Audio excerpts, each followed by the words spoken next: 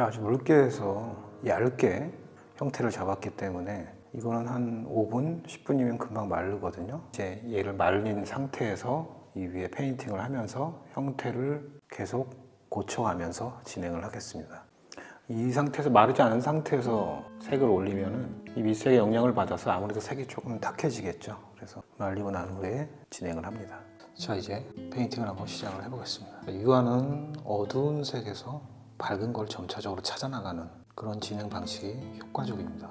그래서 오늘 인물에서는 아주 강한 어둠은 별로 없거든요. 아주 강한 어둠은 아니지만 그래도 이 어둠에 해당되는 부분들 먼저 채색을 합니다. 붓은 아직까지 그냥 돈모 조금 넓은 붓, 너무 얇은 붓을 처음부터 작은 터치로 하지 말고 좀 큰 터치로 면적으로 과감하게 들어가는 게 효과적입니다.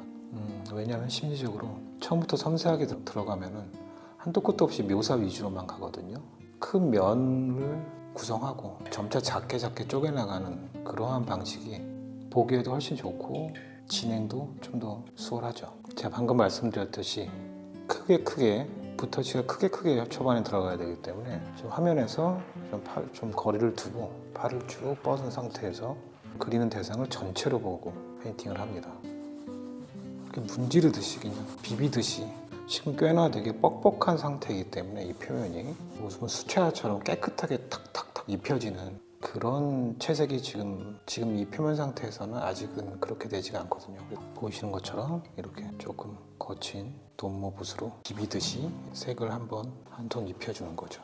지금 칠하는 이 톤은 어떤 의미가 있냐면 우리는 어두운 것에서 밝은 걸 찾아 나가잖아요. 그래서 이건 이 상태로 지금 되게 볼품 없잖아요. 이 상태에서 이 위에 밝은 색을 올리면서 표현한다는 개념이기 때문에 지금 되게 조금 지저분하고 볼품 없어도 이 다음 단계를 위한 밑작업이라고 생각하시고 과감하게 툭툭 진행을 하면 됩니다. 자, 이렇게 한 톤 어두운 데 부분 잡아줬으면 그 다음 중간 톤 들어가 보겠습니다. 이 다음 중간 톤은 약간 핑크색이 더 많이 도드라져 보이는 색입니다. 붓질을 하면서 가장 경계해야 될 게 내가 지금 이 붓질이 되게 의미 없는 붓질을 하고 있지는 않나. 의외로 되게 그런 경우가 많거든요. 불필요한 붓질을 막 하고 있을 때가 많아요. 정확한 위치에 정확한 색을 한두 번의 움직임으로 입혀줘야 되는데 그냥 이렇게 막 슥슥슥 그냥 움직이는 게 뭔가 하고 있는 것 같으니까 의미 없는 붓질을 하는 경우가 많죠. 그림은 뭔가 많이 해서 하면 안 되는 것을 해버려서 망치는 경우가 훨씬 많습니다.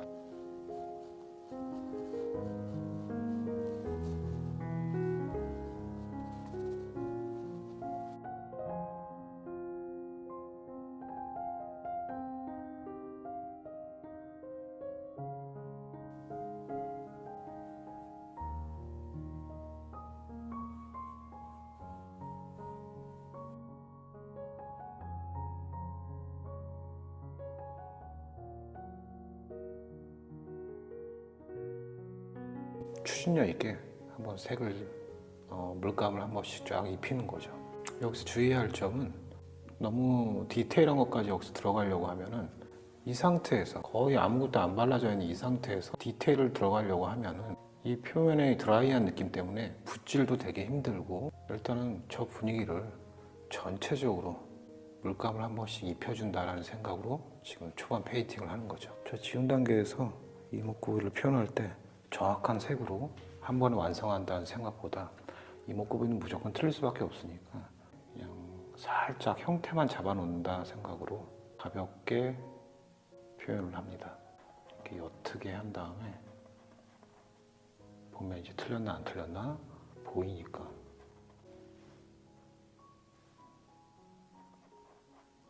마찬가지로 좀 드라이하게 살짝 분위기만 내는 거죠.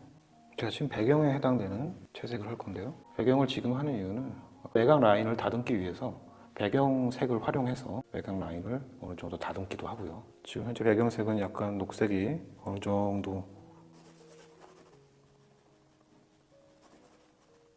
좀 붓질이 좀 뻑뻑하잖아요. 그래서 붓질이 안 된다고 브러쉬 클리너 있죠? 그거를 막 타서 지금 당장 붓이 잘 움직인다고 그렇게 수채화처럼 묽게 해서 이렇게 바르면은 마르고 난 뒤에 되게 뿌얘지거든요. 그래서 페인팅 오일 아주 괜찮은 페인팅 오일 조금씩 묻혀서 배경을 색을 표현해 주는 게 효과적입니다.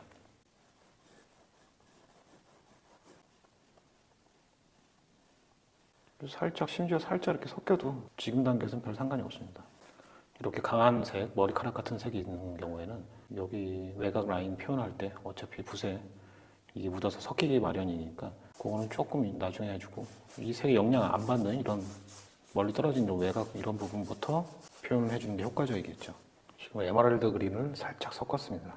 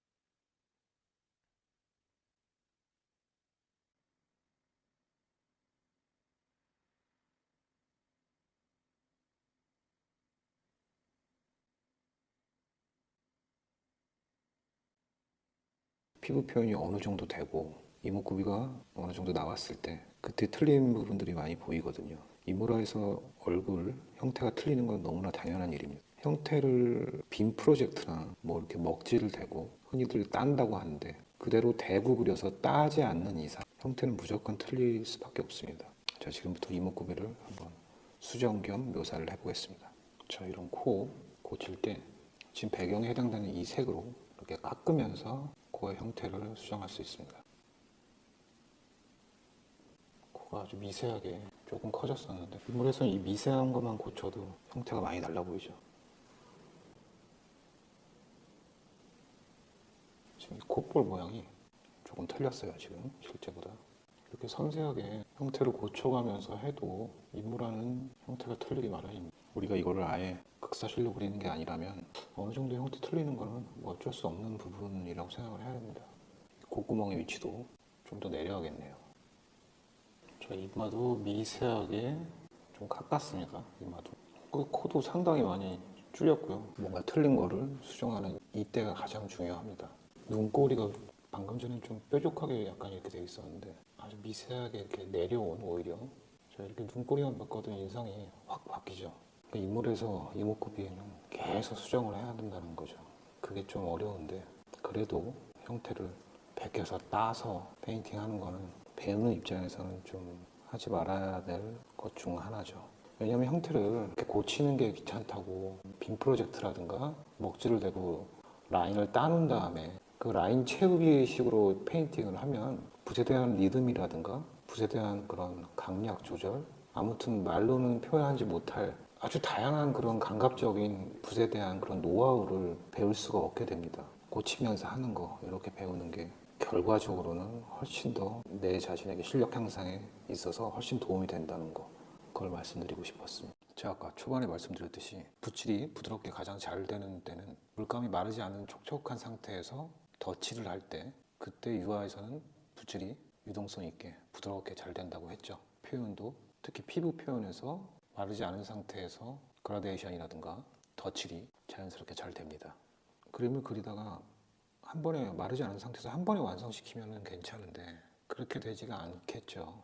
이 표면 상태가 말라버리거나 아니면 어중간하게 마르지도 않고 그렇다고 건조되지도 않은 되게 좀 뻑뻑한 상태거나 이렇게 되면은 덧칠을 할 때 아크릴 기법으로 덧칠을 해야 된다는 그런 부담감이 있습니다. 우리가 흔히 아크릴 기법에서 하는 그런 드라이한 상태에서 덧칠하는 기법으로 표현을 해야 되거든요. 뭐 그렇게 해도 되긴 되는데 피부에서는 이 부드러운 그라데이션 또 어두운 색과 밝은 색이 자연스럽게 섞이면서 표현되어지는 이 피부의 자연스러움, 뭐 이런 표현할 때 저 같은 경우는 붓질이 좀 부드럽게 하는 그런 걸 선호하기 때문에 이럴 때 필요한 게 이 리킨입니다. 리킨은 글레이징 기법에서 마르고 덧칠하고 마르고 덧칠할 때 물감의 투명성을 더 증가시켜주고 또 붓의 유동성도 좋게 해주는 그런 용도입니다. 리킨을 쓰지 않을 때는 그림 그리다가 뭐 하루 이틀 귀찮아서 안 하면은 완전히 마른 상태가 되기 때문에 다시 처음부터 하듯이 덧칠을 하곤 했는데 이 리킨을 쓰고 나서 그라데이션이 되고 부드럽게 덧칠이 되기 때문에 아주 편리하게 사용하고 있습니다. 리킨으로 이 물감을 잘 개서 덧칠을 할 때 아주 부드럽게 발리기 때문에 천연모로 이루어진 이런 부드러운 모를 가진 붓으로 표현을 할 수가 있죠. 가장 밝은 부분, 이 부분 위주로 확장해 나가는 거죠.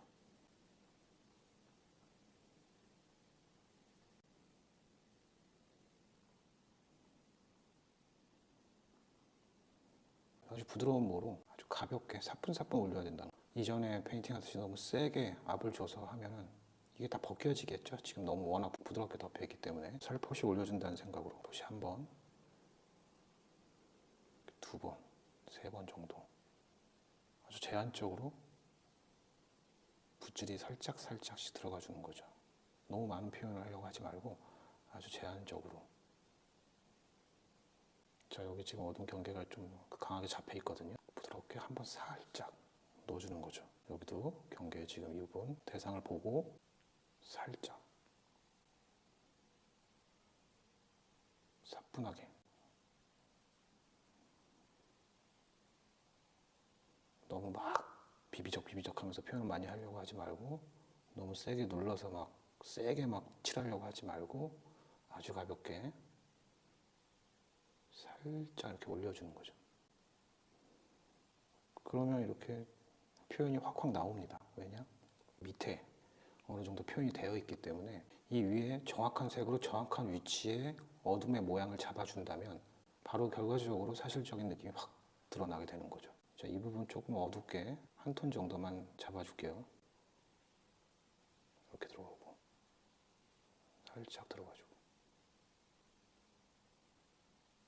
이쪽은 약간의 붉은 톤이, 지금 따뜻한 톤이 있네요.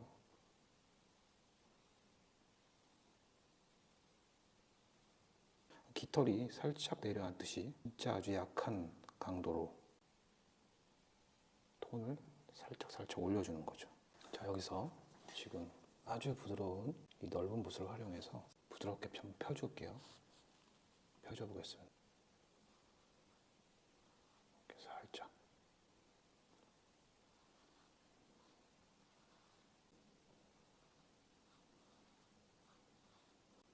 자, 이렇게 밋밋한 비유 표현을 어느 정도 해봤습니다.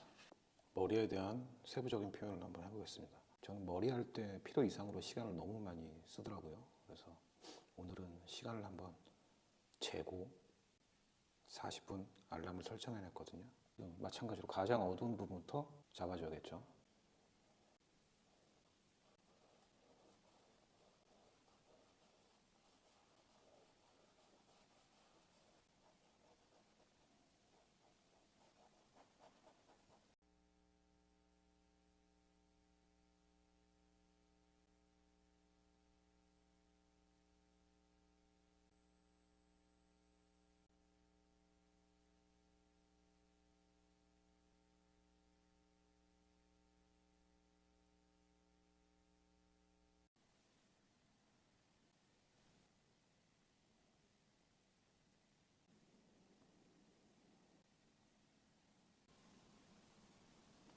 이렇게 지금 배경이 안 마른 상태에서 이 어두운 색의 머리카락이 배경을 이렇게 침범해 주면서 은근히 배경에 동화되는 거죠. 살짝은.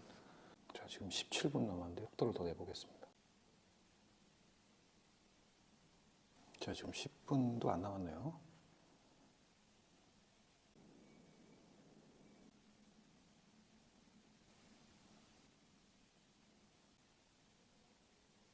지금 머리카락이 부드러운 느낌을 내기 위해서 리킨을 또 살짝 섞었습니다.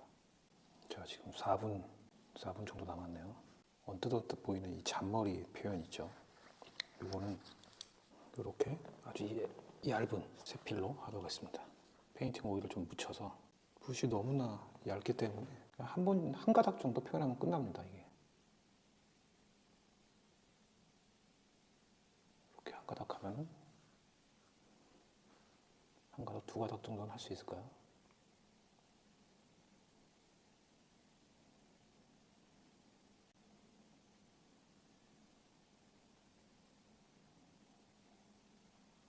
세 가닥 정도, 두 가닥 정도 하니까 이미 물감이 다 소비됐죠.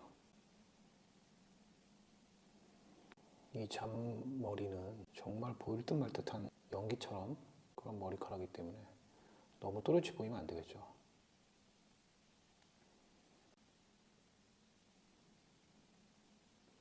페인팅 오일 깜짝이야. 자, 시간이 됐지만 좀 더 해야겠죠. 그래도 타이머를 재면서 하니까 훨씬 빨리 추진력 있게 진행이 된 것 같습니다. 아까도 말씀드렸지만 그림은 너무 뭔가를 해서 꼬이는 경우가 많거든요. 그러니까 급한 마음에 정확한 위치에 정확한 색을 올리지 않아서 그런 실수가 계속 반복되다가 그림이 꼬이고 하기 싫어지고 느낌이 별로니까 하기 싫어지겠죠. 그런 경우들이 많거든요. 하지만 필요 이상으로 너무 시간을 쓸데없이 길게 그림을 그리는 습관은, 저 같은 경우는 그런 습관이 좀 있습니다. 그래서 지금 고치려고 상당히 노력 중인데, 그림을 그리다 보면은 필요 이상으로 시간을 많이 잡아요. 그래가지고 더 빨리 할 수 있는 걸 잘못된 습관을 고치려고 지금 노력 중입니다.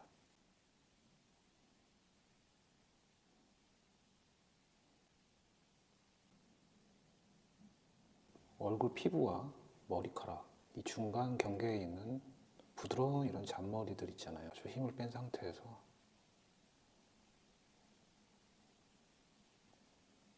부드러운 머리카락을 살짝 뭉개주듯이 조심스럽게 조금씩 표현해 나갑니다.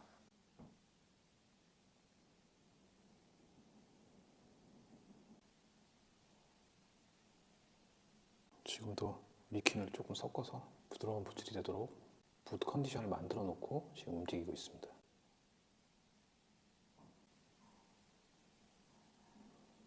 그러니까 이럴 때는 리퀸의 역할이 되게 중요해요.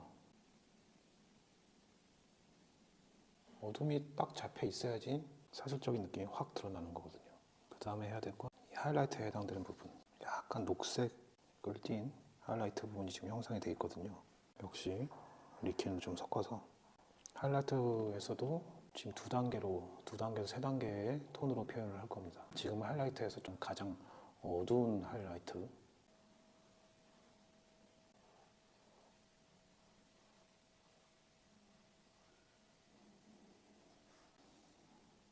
그 다음에 가장 밝은 하이라이트,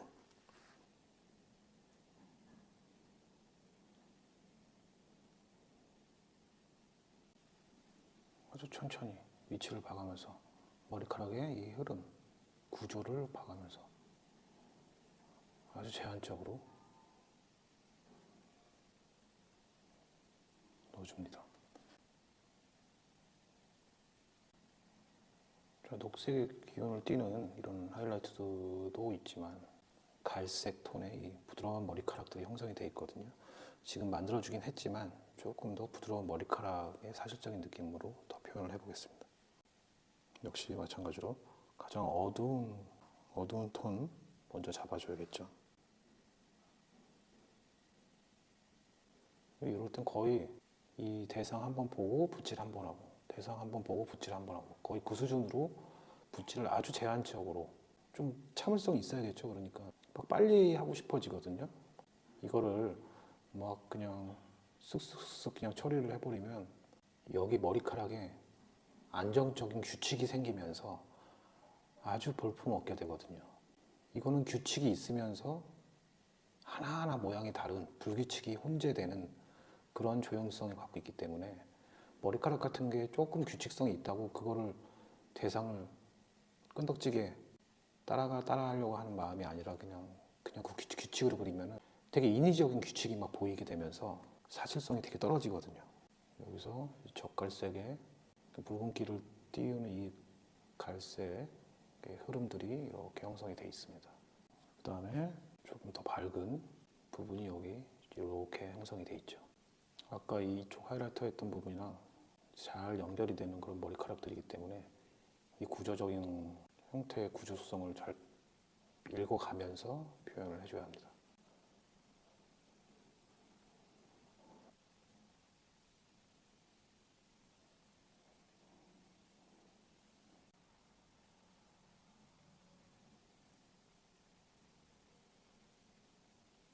여기를 안 했나요? 눈썹.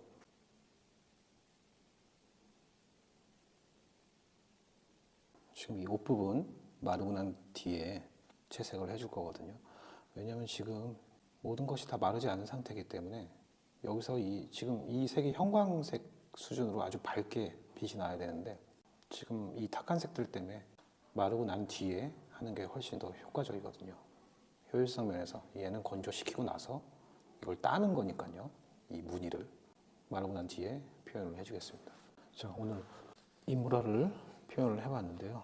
이거를 하루에 전부 다 완성해버린 건 아니고 한 번에 한 건 아니고 한 3일 정도에 거쳐서 나눠서 했는데요. 물론 지금 이런 귀라든가 피부 표현 같은 걸 더 하긴 해야 되는데 여기까지 하겠습니다. 인물화 그리시는데 조금 도움이 됐을까 모르겠네요. 다음 시간에 또 뵙겠습니다.